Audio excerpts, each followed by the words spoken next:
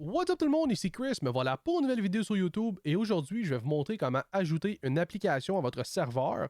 Donc dans ma première vidéo, je vous ai montré comment créer votre serveur et aujourd'hui je vais vraiment vous montrer comment installer et configurer votre application.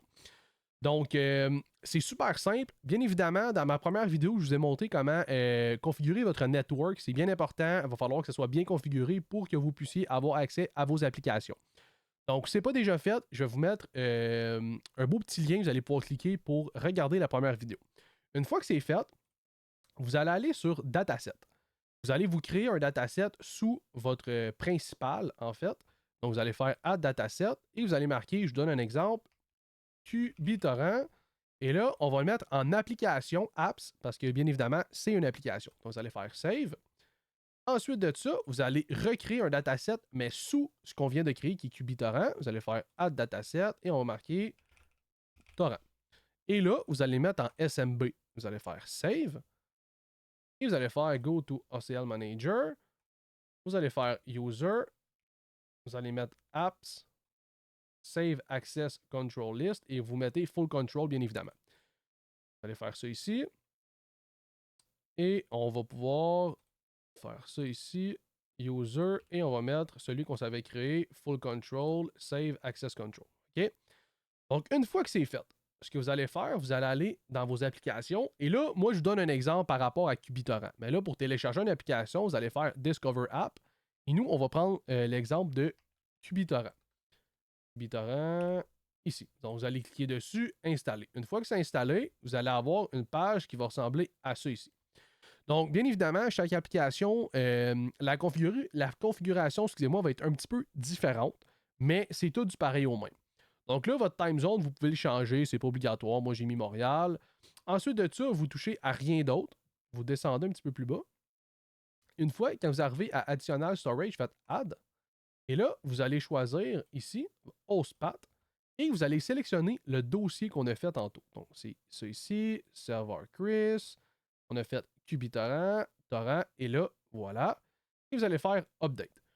Donc là, juste ici, par contre, j'ai oublié de vous préciser, il va falloir mettre /torrent. Voilà, et vous allez faire Update.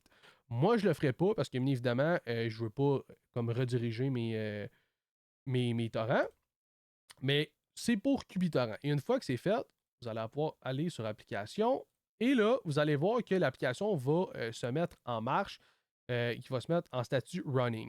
Une fois que c'est fait, vous allez pouvoir aller sur le Web UI. Et là, pour le nom d'administrateur pour QBittorrent, vous allez voir sur certaines applications, ils vont vous donner le choix de vous créer en fait un nom d'utilisateur et un mot de passe. Par contre, il y a certaines applications qui ne vous donnent pas le choix. Puis, comme QBittorrent, il va falloir les chercher dans les logs. Donc, vous allez voir dans vos logs et vous regardez ici. Donc là, blablabla, on a le nom d'utilisateur qui est admin et le mot de passe temporaire est fourni pour cette session, ça ici. Donc faites CTRL-C, vous mettez admin, votre mot de passe, oups, voilà, et on a accès à nos torrents. Donc, une fois que c'est fait, pour QBittorrent, je me souviens plus, je crois que c'était pas mal tout. Vous allez pouvoir changer votre mot de passe et tout si vous voulez.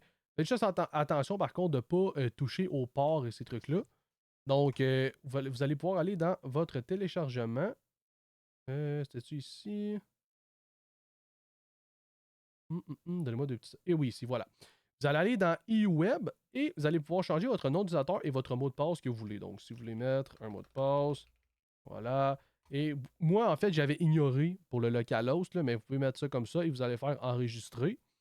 Et en fait, après ça, c'est tout. Vous allez pouvoir vous reconnecter. Mais là, vu qu'on vient de se connecter, même si on essaye de, exemple, se reconnecter, vous allez voir, il ne nous demandera pas de mot de passe. Voilà, on est reconnecté directement.